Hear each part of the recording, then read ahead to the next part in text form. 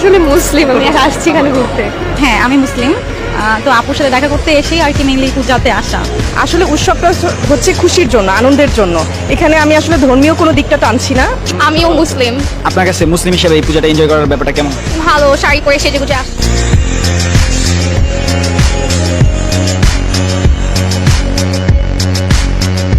Wake up to reality. ও মুসলমান যুবকেরা ভালো করে শোনো, ধর্ম যার যার উৎসব সবাই, তাইলে বিয়া যার যার বউ তো সবাই।